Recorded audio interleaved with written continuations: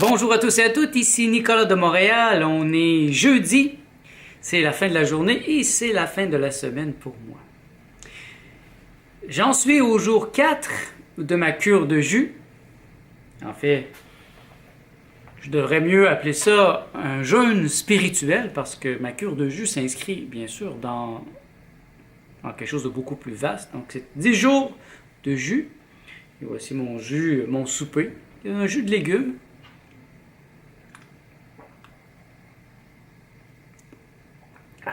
Délicieux. J'ai déjà commencé à couper mes jus à 50% en vue de commencer la semaine prochaine mon jeûne à l'eau, long. Mais probablement que vous savez déjà ça. Donc je vais plutôt vous décrire comment je me sens. Je dirais qu'aujourd'hui, en ce jour 4 de ma cure de jus, mon corps vient de réaliser là, qu'il va se passer quelque chose. Et il m'envoie des signaux, bien sûr, de fatigue. Mais c'est pas une fatigue, c'est pas une fatigue normale. C'est une fatigue, c'est dur à décrire. C'est une fatigue que je vois qui est propre au jeûne. Il y a comme une lenteur que j'aime. Tout devient plus lent. Mais c'est pas encore très slow. C'est pas encore très lent, là, mais j'ai noté un ralentissement. Et hier et aujourd'hui, j'ai commencé à avoir un début de rhume. Donc c'est étrange que ça commence en même temps que ça, mais bon, je vois toutes les synchronicités dans ma vie. Je vois aussi certaines choses qui sont arrivées dernièrement. Et je m'en fais pas parce que de toute façon, je m'embarque dans un voyage où je vais me faire une guérison très très profonde. Donc même si j'ai un petit rhume, et je sais même pas si ça va se développer parce que je le combats de toutes mes forces. Et j'adresse l'aspect spirituel aussi de la signification du rhume. Il y a un sentiment par contre qui est là, vraiment présent dans ma pensée. Et c'est un peu comme si j'allais me faire arracher une dent. Je suis en chemin, je m'en vais chez le dentiste. Et je vais me faire arracher une dent. Je sais que ça va faire mal sur le coup. Mais après, je vais tellement me sentir bien. Et c'est un peu ça que je sens présentement, c'est que je suis en chemin. Pour moi, la cure de jus, c'est comme si je prenais l'avion pour me rendre à une certaine destination. C'est facile. La cure de jus, c'est facile, dans le sens que ça prend de la discipline, bien sûr, mais il y a toujours un apport d'énergie, il y a toujours un apport de nutriments.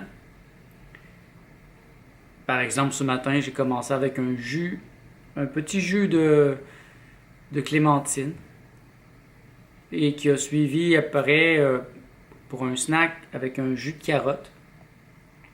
Pour le dîner, j'ai ce jus que je vous ai présenté, qui est concombre, citron, pomme et je me souviens plus comment ça s'appelle. C'est une verdure. Je l'ai présenté dans la vidéo de la dimanche passé.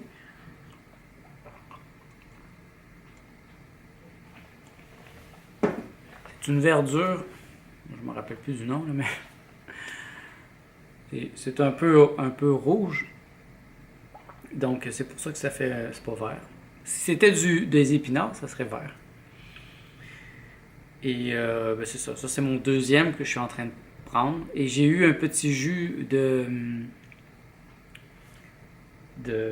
betterave cet après-midi. C'est tout simple. Tous les jus sont à 50% déjà coupés. Pour commencer à m'habituer. Et ce que je disais, oui, c'est ça. Je sens une toxicité en moi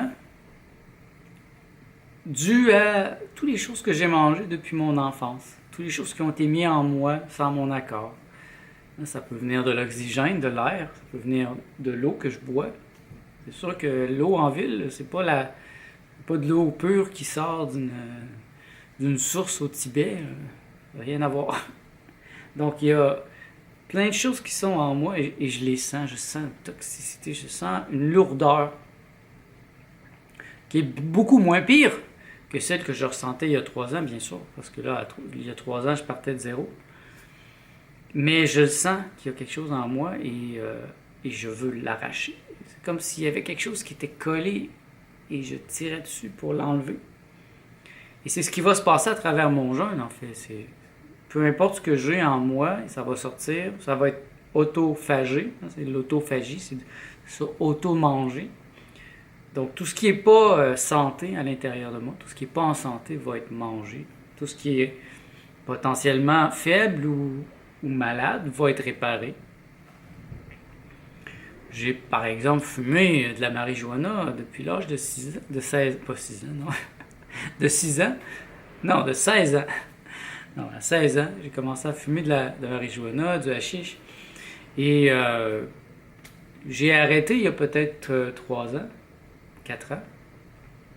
J'en ai pas vraiment fumé depuis. Mais c'est sûr que ça a resté. C'est sûr qu'il y a quelque chose en moi. Parce que la marijuana, c'est pas comme. C'est pire que la cigarette, à mon avis, parce que on la garde à l'intérieur. La cigarette, on la fait entrer, on la fait sortir.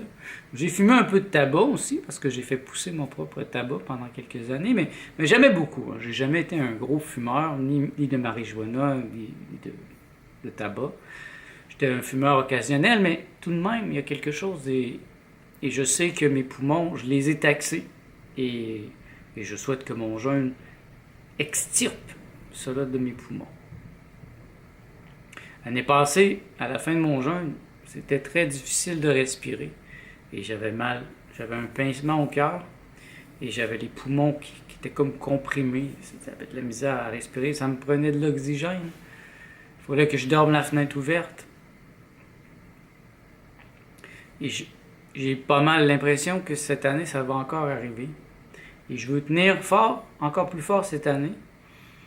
Et en espérant qu'il fasse plus chaud, parce que là, l'année passée, j'avais commencé plus tôt, parce que je savais que j'allais déménager au mois de mai. Mais là, cette année, je commence maintenant pour continuer jusqu'au mois de mai. Donc, je devrais terminer mon jeûne spirituel à la fin de mai. En fait, le processus complet. Le processus complet étant 10 jours de cure de jus, 40 jours à l'eau, juste de l'eau, puis un autre 10 jours de jus pour revenir vers l'alimentation. Et même là, après, il va falloir que j'y aille doucement, très doucement.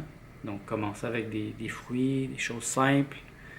Mais j'en suis même pas là. Je suis encore à prendre l'avion pour me rendre à ma destination. Ma destination est le jeûne à l'eau. Il y a beaucoup d'expectations, beaucoup d'attentes. Cette année encore, je m'attends à des surprises. Surtout que j'amène l'aspect spirituel, qui n'était pas là l'année passée. Et cette année, ce qu'il y a de plus, eh bien, c'est le soleil. C'est un appartement dans un 29e étage. L'année passée, c'était pas ça. Vous pouvez regarder les vidéos l'année passée. Je pouvais sortir en arrière, vous parler dans mon jardin, mais il y avait très peu de soleil. Et à l'intérieur, il n'y en avait pas du tout. Et cette année, il y a du soleil ici. Je prends du temps tous les jours depuis 2 semaines. Et cette semaine encore plus, j'ai pris vraiment des longs breaks de mon travail pour méditer. J'ai mis une petite table devant la fenêtre et là, je me mets en sous-vêtements et je médite dans la position du lotus au soleil. J'ai fait beaucoup de contemplation cette semaine. Je contemple l'instant où le maître Yeshua est entré en moi la semaine passée, vendredi passé, lors de mon expérience psychédélique. Parce que c'est un moment sacré, c'est un moment béni de recevoir la visite d'un être ascensionné comme ça. Moi, je me sens vraiment béni d'avoir attiré l'attention d'un être aussi important. Et c'est resté avec moi. Il y a quelque chose qui a changé. Il y a vraiment quelque chose qui a changé, je peux vous dire. C'est palpable dans ma vibration. en l'espace d'une journée, j'ai reçu 3 demandes de consultation. Parce qu'il y avait... Ben, je fais des consultations pour mon travail, bien sûr, dans le web design, le design, mais j'avais pas encore vraiment fait de consultation dans mes autres domaines, par exemple les psychédéliques, l'alimentation. Et trois personnes m'ont demandé presque la même journée, en fin de semaine passée, et j'ai été payé comme ça. J'ai été payé pour cette consultation. C'est une drôle de synchronicité, franchement. Je suis très heureux de faire ça parce que c'est pas difficile pour moi. C'est des choses que je connais bien. Et puis, c'est des gens qui ont écouté mes vidéos. Donc, qui s'intéressent déjà à ma pensée. C'est plus facile que d'essayer de convaincre quelqu'un qui part de zéro. Donc, je suis ouvert à ça. Si vous avez un intérêt, vous avez des questions plus précises à me poser, n'hésitez pas à me contacter. Ça me fera plaisir de vous rencontrer en consultation, peu importe où vous êtes. Ce matin, j'ai rencontré une femme de l'Afrique. J'étais extrêmement surpris qu'on m'écoute là-bas aussi. Et je sens cette énergie, je sens cette ouverture en moi. Il y a quelque chose de nouveau dans l'air, dans l'atmosphère. Même Martha a reçu des propositions dans son travail, incroyable qu'elle attendait depuis longtemps. Et donc, je veux continuer dans cette ouverture de ce nettoyage. Et quand je parle de nettoyage, de purification, de détoxification, c'est pas dans un sens où je me sens impur, un peu comme dans la religion, les gens vont se sentir impurs, ils ont péché. Non. Je pense pas que j'ai péché, je pense pas que je suis impur au niveau spirituel. J'ai des pensées très vertueuses, des hautes pensées sans cesse. Et je m'efforce de rester toujours dans l'élévation, dans une pensée constructive. J'ai compris à la lecture des livres d'Annie Besant qu'il y a un pouvoir très fort dans la pensée et que c'est important de la maîtriser, être en maîtrise de sa pensée constamment. Parce que ça affecte tout le monde, ça affecte nous, mais ça affecte tout le monde autour de nous. Il a été démontré que l'eau, par exemple, est extrêmement sensible à l'intention. Imaginez, on est fait en majorité d'eau, et la planète aussi. Donc si tous les êtres humains vibrent mal, imaginez la planète, comment elle ressent nos vibrations. Elle les imprime en elle et nous les renvoie. Et donc, une des premières choses sur le chemin, sur le sentier de l'éveil, selon Annie Besant, c'est le contrôle de la pensée. La maîtrise de nos pensées, de comprendre la puissance de la pensée, parce que on ne pourrait pas imaginer un être comme Maître Jésus ou Bouddha, des êtres avec une puissance comme ça, qui ont des mauvaises pensées. Ça pourrait être vraiment destructeur pour tout ce qui est sur la planète, et même plus. Donc avant de recevoir des pouvoirs spirituels, il faut arriver à maîtriser ses pensées. Et j'y ai bien travaillé depuis un certain temps, j'en suis plus conscient. Et il y a quelque chose qu'elle me disait qui faisait écho aussi à des choses que j'ai réfléchi récemment, quand je disais que j'étais heureux et que je faisais la paix avec mon passé. J'ai eu beaucoup d'amitiés qui n'ont pas fonctionné, des amours non plus qui n'ont pas fonctionné, et puis je devrais pas avoir de colère, je devrais plutôt bénir ces gens et être heureux de les avoir eus dans ma vie, et continuer à les aimer, même si eux ne m'aiment pas, ou ne sont pas capables de bien m'aimer, ou ne sont pas capables d'être près de moi. Parce que, comme elle disait, de toute façon, après cette vie ici, qui est très impermanente, on se retrouve toujours avec les amis de notre essence. Donc, si aujourd'hui, telle personne est fâchée après moi pour une raison X, mais qu'on a été amis pendant longtemps, bien de toute façon, dans l'infini, on sera toujours amis. Et après l'expérience humaine, alors que les filtres seront tombés, les masques, l'amitié va rester, l'amitié de notre essence. Et donc, je choisis de focuser sur les bons aspects de toutes les relations que j'ai eues dans ma vie, même si parfois ça a été des relations difficiles. Ben, je veux focus. Je me rappelle des bons moments parce que je trouve que c'est important. Et ça garde mon élévation aussi. Imaginez, si je suis constamment en train de regarder dans le passé et de reprocher à telle personne telle chose, de souffrir parce que je ne peux plus voir telle autre, eh bien c'est sûr que ça s'imprime en moi et ça s'imprime partout. Et j'entre dans une aventure dans laquelle mes pensées vont être extrêmement importantes. Je vais devenir super sensible, imaginez. Je vais arrêter de manger, donc j'aurai plus de protection. Je vais maigrir beaucoup. Et je vais avoir juste une mince peau entre moi et la réalité. Et donc, je contrôle maintenant des détails plus fins que jamais. Je n'écoute plus la télé de la même manière. D'ailleurs, j'ai pratiquement plus écouté la télé depuis 2 semaines, depuis que j'ai réalisé l'effet que ça pouvait avoir sur moi. En fin de semaine passée, on a écouté 2 films. Moi et Martha, c'était 2 films, des comédies. Donc, j'y vais doucement. Et je ne laisse plus l'appareil manipulateur plutocratique me perturber. Parce que c'est évident qu'il y a des perturbations partout. Je reste focusé sur ce qu'il y a de meilleur en moi, sur ce qu'il y a de meilleur dans les gens qui m'entourent. Parce qu'une des valeurs les plus élevées d'un être comme Maître Yeshua, c'est l'union avec tous. Et c'est ce que je désire le plus travailler, là, c'est d'être capable de me sentir un avec tout le monde, même avec des gens qui sont belliqueux, même avec les pires criminels. Ils sont partie de ma conscience, ils sont moi, d'une certaine manière. Comment rester les bras ouverts, comment avoir la vraie compassion face à des gens qui sont sataniques, qui sont criminels, qui sont mauvais. C'est là le vrai défi. Et je pense qu'il va falloir que je relise encore le livre secret de Yeshua, de Daniel Meroy, pour me rappeler, me ramener dans cet état, pour continuellement rester dans des pensées vertueuses.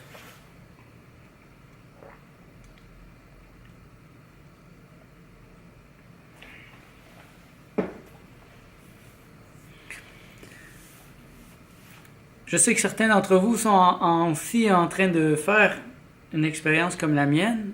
Je sais que dans les dernières années, plusieurs personnes m'ont donné leur témoignage, qu'ils entreprenaient des jeûnes eux aussi. Vous n'avez pas besoin de faire 40 jours comme moi. Moi, je suis un peu fou, vous le savez, c'est la folie de Dieu. Et vous pouvez tout simplement faire une journée, 2 jours, commencer par ça, une semaine de jus. Tantôt, je discutais d'ailleurs avec Martha et je me dis pourquoi on ne le fait pas plus souvent?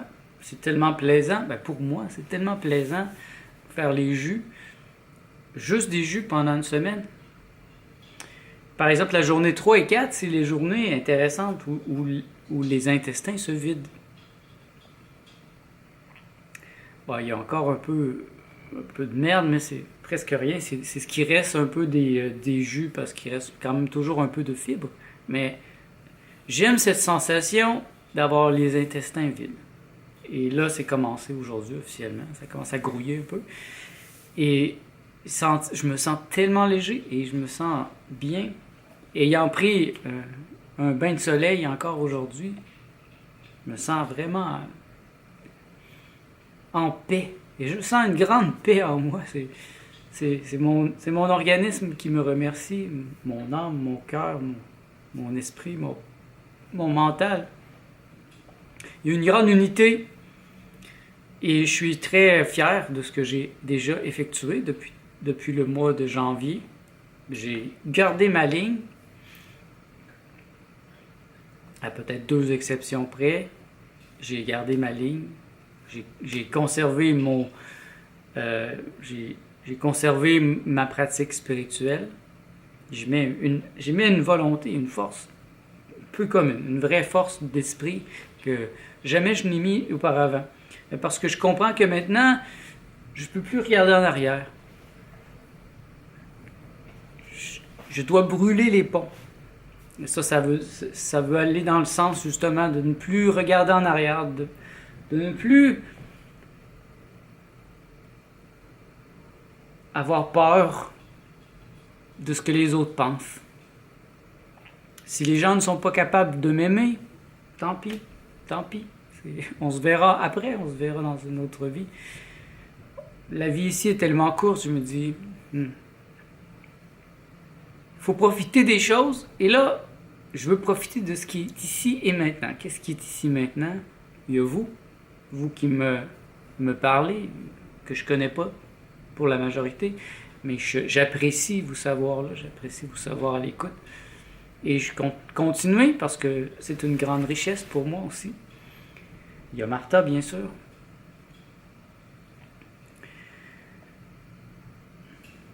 Il y a une grande inspiration en moi présentement, mais en même temps, cette inspiration, elle est tempérée par le fait que tout est au ralenti, donc je suis pas...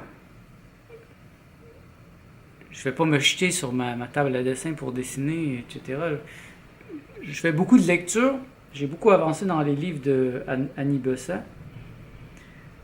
J'en ai acheté, d'ailleurs. Les meilleurs, je les ai achetés parce que ces livres m'ont été prêtés par Joanne Nazur. Donc là, j'ai acheté les meilleurs. J'ai acheté des livres de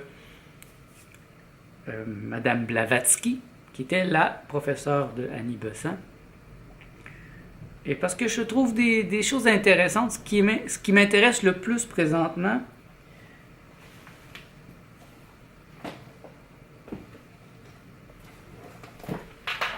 je l'ai trouvé dans ce livre qui s'appelle Le Sentier du disciple de Annie Besant. Lui, je l'ai acheté. Moi, je vous le conseille si vos questions ressemblent aux miennes, dans le sens que quel est le chemin qui mène à l'état du Christ, à l'état d'un grand maître.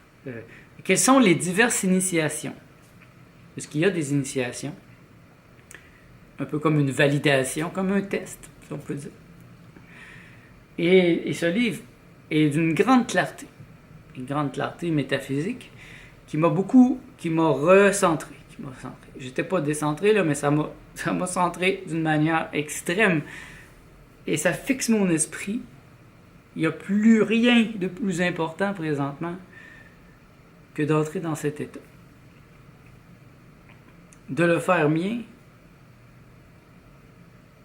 et de m'activer, d'activer mon plein potentiel d'être humain. D'être un humain avec un grand H. Et non un petit humain, un vrai humain. Un vrai humain, c'est quoi? Par exemple, pour moi, c'est le Christ. C'est Jésus, le Christ. Gautama, Bouddha. Krishna. Socrate, Platon. Plotin. Saint François d'Assise. Ce sont des maîtres. J'ai toute une rangée ici dans ma bibliothèque de grands maîtres comme ça, qui ont traversé l'histoire. Et ce sont des modèles, ce sont des inspirations pour l'être humain. Et je ne veux rien de moins que d'être un grand être. Et ce grand être, c'est pas nécessairement Nicolas. Nicolas Lehoux, c'est le véhicule que je prends présentement pour marcher sur la terre. Mais je veux mettre à jour en moi cette partie essentielle, permanente, qui ne meurt pas, qui ne peut pas mourir. C'est mon « je suis ». Sur ce, merci d'être à l'écoute. On se revoit dans le prochain vlog.